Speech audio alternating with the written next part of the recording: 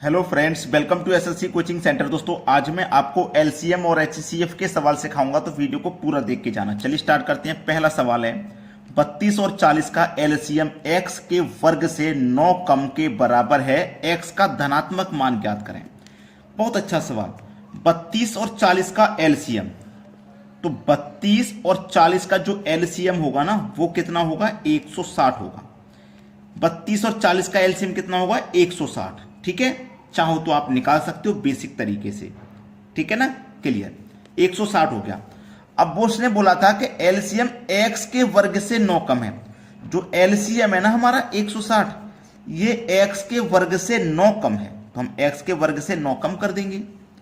अब ये माइनस का 9 इधर आके प्लस का 9 हो जाएगा, तो 160 में 9 जोड़ देंगे 169, इधर कितना? x square. ठीक है, 169 इक्वल टू x। ये जो स्क्वायर है ना, ये बराबर के इधर आएगा, तो इसके ऊपर लगा देगा वर्गमूल का साइन। तो x का मान हमारा कितना आ जाएगा? 169 का वर्गमूल आप जब करेंगे तो 13 होता है। खेल खत्म, सवाल खत्म। x का मान कितना आ गया? 13, यानी कि डी ऑप्शन सवाल का बिल्कुल सही जवाब है। अब देखते हैं अगला सवाल। अगला सवाल है, दो संख्याओं का अनुपात 3:5 है। यदि इन संख्याओं का एलसीएम 240 है तो दो संख्याएं क्या हैं? देखो, ये पहली संख्या और ये दूसरी संख्या, अनुपात है 3:5। ठीक है, अब आपके पास ना एलसीएम दिया गया है 240। जब आपके पास एलसीएम है तो आप अनुपात का भी एलसीएम करेंगे, तो 3 और 5 का एलसीएम आ जाएगा 15। 5 से भी कटेगा 15, 3 से भी कटेगा, है ना। तो इस एलसीएम में अनुपात के एलसीएम से डिवाइड कर दो। 15 से डिवाइड करूंगा तो ये 16 बार में डिवाइड हो जाएगा। 16 का गुना 5 से करूंगा तो 80, 16 का गुना 3 से करूंगा तो 48। तो दोनों संख्याएं क्या हैं? तो पहली संख्या तो 48 है और दूसरी संख्या 80 है, और ये हमें दिया गया है बी ऑप्शन में। ये सवाल का बिल्कुल सही जवाब है। अब देखेंगे अगला सवाल। अगला सवाल है, दो संख्याओं का अनुपात 4:5 है और उनका एचसीएफ 6 है, तो एलसीएम क्या है? देखो, दो संख्याओं का अनुपात, यानी कि पहली संख्या और ये दूसरी संख्या, अनुपात है 4:5। ठीक है, आपके पास एचसीएफ 6 है। जब एचसीएफ दिया गया है तो अनुपात का भी एचसीएफ लेंगे। 4 और 5 का एचसीएफ कितना हो जाएगा? 1। एक ही वो दो संख्या है जो इन दोनों को काटेगी और कोई नहीं काट पाएगी, है ना, एक ही है। इस एचसीएफ में अनुपात के एचसीएफ से डिवाइड कर दो तो 6 बार में ही डिवाइड हो जाएगा, 6 आ जाएगा। 6 का गुना 5 से कर दो 30, 6 का गुना 4 से कर दो तो 24। बोला है उसने कि एलसीएम क्या है, यानी कि दोनों संख्याओं का एलसीएम पूछा है उसने, है ना। तो 24 और 30 का एलसीएम कैसे निकालोगे? वही बेसिक तरीका है, उससे निकाल लो। मुंह जुबानी भी आपको याद होगा, लेकिन मैं निकाल के दिखा देता हूं। 2 से कटाओगे 12 बार में, ये 15 बार में। 2 से कटाओगे 6 बार में, ये नहीं कटेगा। 2 से कटाओगे 3 बार में, ये नहीं कटेगा। 3 से कटा दो, ये 5 बार में, और फिर 5 से कटा दो। ठीक है, 5 दिया 15, 15 दूनी 30, 30 दूनी 60, 60 दूनी 120। तो कितना आ गया एलसीएम? 120 आ गया। एलसीएम ही तो पूछा था, बी ऑप्शन हो जाएगा सवाल का सही आंसर। अब देखते हैं अगला सवाल। अगला सवाल है, दो संख्याएं 2:3 के अनुपात में हैं, उनके एचसीएफ और एलसीएम क्रमशः 21 और 126 हैं।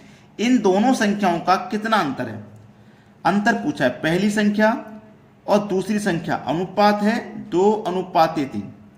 एचसीएफ और एलसीएम 21 और 26 हैं।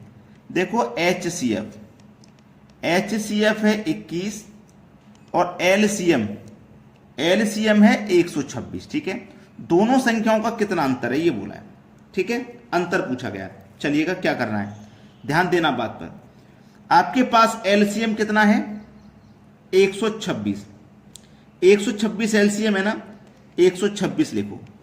अनुपात का एलसीएम कितना हो जाएगा? 2 और 3 का एलसीएम हो जाएगा 6। इस एलसीएम में अनुपात के एलसीएम से डिवाइड करो, यानी कि 6 से। 6 दूनी 12, 6 एकम 6।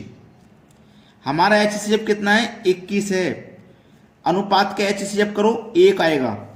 इस एचसीएफ में 1 से डिवाइड करो, यानी कि एचसीएफ से तो 21 बार में ही हो जाएगा। क्लियर?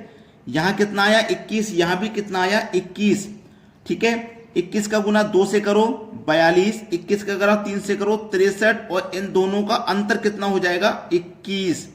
कितना अंतर है? यही तो बोला था, 21 है अंतर।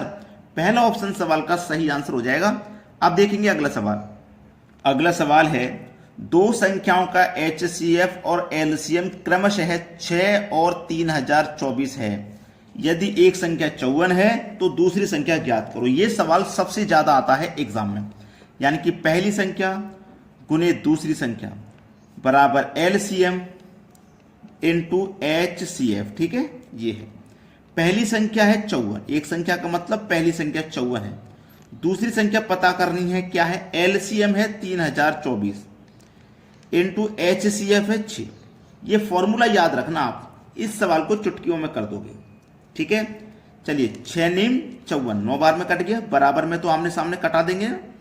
अब 9 से कटाओ इसको, 9 तिया 27, 30 में से 27 कट गया तो 3 बचा, 3 में 2 लगा देंगे तो 32।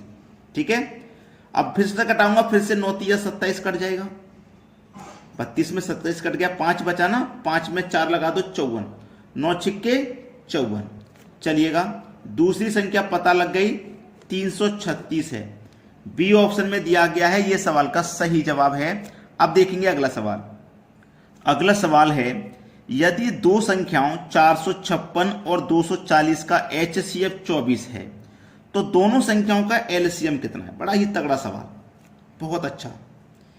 दोनों संख्याओं 456 और 240 का HCF दिया गया है हमारे पास, ठीक है 24। चलिए पहली संख्या गुने दूसरी संख्या बराबर LCM इंटू HCF। अभी यही फॉर्मूला बताया था मैंने आपको। चलिएगा 456 240, LCM HCF है 224। ठीक है, चलिए 24 से 240 10 बार में कट गया है ना। अब 10 का गुना इससे कर दो, 4 5 6, एक जीरो ही तो लग जाएगा, तो LCM आ गया हमारा निकल के 4560, 4560, 4560। बी ऑप्शन बिल्कुल सही जवाब है। अब देखते हैं अगला प्रश्न।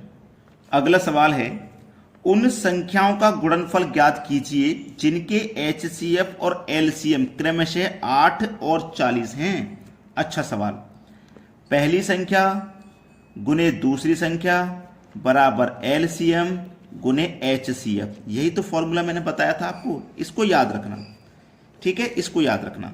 अब हमें उन संख्याओं का गुणनफल पता करना है, इन संख्याओं का गुणनफल, यानी कि पहली संख्या और दूसरी संख्याओं का गुणा पता करना है, जबकि LCM हमारे पास 40 है और HCF हमारे पास 8 है। 8 चौक 32 और 1 ही 0, तो पहली संख्या और दूसरी संख्या का गुणा हमारे पास कितना आ गया, 320 आ गया। पहले तो बच्चे सोच रहे होंगे कि भाई ये पता नहीं कितना कठिन सवाल होगा, लेकिन कठिन जो दिखता है ना वो होता नहीं है, वही आसान होता है। तो अभी तक आपने वीडियो को तो लाइक किया नहीं होगा, तो लाइक कर दो और सभी मित्रों में वीडियो को शेयर भी कर दो। ठीक है दोस्तों, धन्यवाद।